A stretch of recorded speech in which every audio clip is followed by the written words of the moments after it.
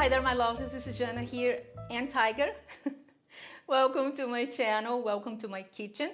So today we're going to make a very summery, springy recipe with simple and easy ingredients that you're going to love, love, love because pesto and potatoes and cherry tomatoes, you are going to love it. This salad is not a salad. It can be a salad if it's cold, but it's an amazing recipe.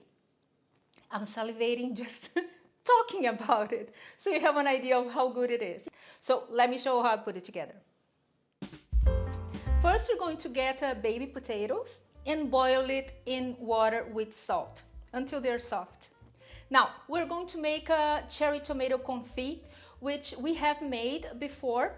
Click over here if you want to know how I made. It's very easy, very simple. I have added a few herbs. You can add the herbs you have, or only garlic, because this is a forgiving recipe and you add your touch to it, okay?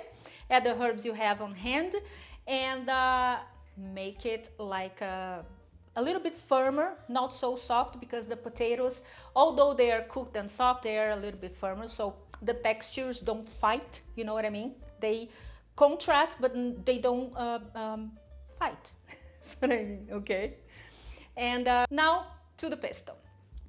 I also have made a pesto before, like 2 or 3 times, but I'm going to let you know how I made it, and a trick, a very important trick when you are making pesto, which is keep everything in the fridge ahead of time, because what happens is that some of you say that you don't like a homemade pesto because it tends to be a little bit, what is the word? Not sour, but bitter.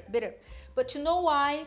It's because once you blend the pesto, it tends to heat. And when it heats, it releases this bitterness, okay? So the thing is, we're going to blend everything together, which is the nuts and nutritional yeast, salt and pepper, okay? Now, you mix everything, okay? And then last, you put the basil and then you pulse it, okay? Don't go crazy, you don't need to, because it will blend really fast. If everything is cold, the pesto is not going to get bitter.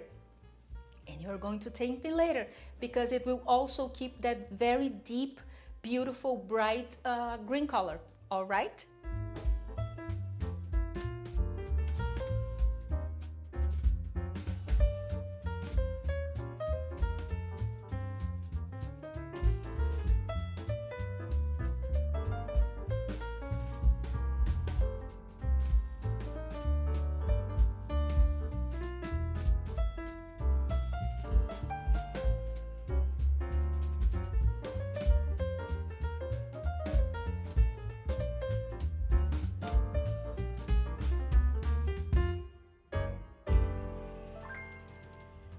And that's it. Now, you can add some baby arugula, which is amazing. And you can also add some red onion, very finely, you know, half moon, very finely. Make sure you rinse them under running water to release that extra strong onion taste. All right, so it doesn't. You don't have that onion lingering taste during the whole day. That's not good, especially if you're going to work, unless you don't want that co-worker around you, then you do that. But what I mean is that it's not good. Same with garlic.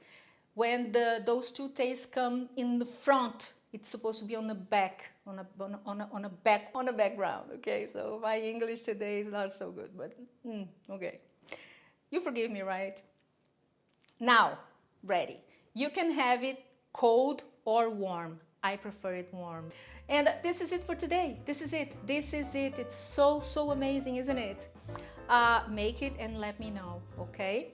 So follow me on my social media. Get the printable recipe on my website, over here. And you give this video a thumbs up, and don't forget to check if you're still subscribed. And if you are not subscribed, what are you waiting for? It's free, okay? And I'll be with you next time. Have a wonderful week. Bye-bye.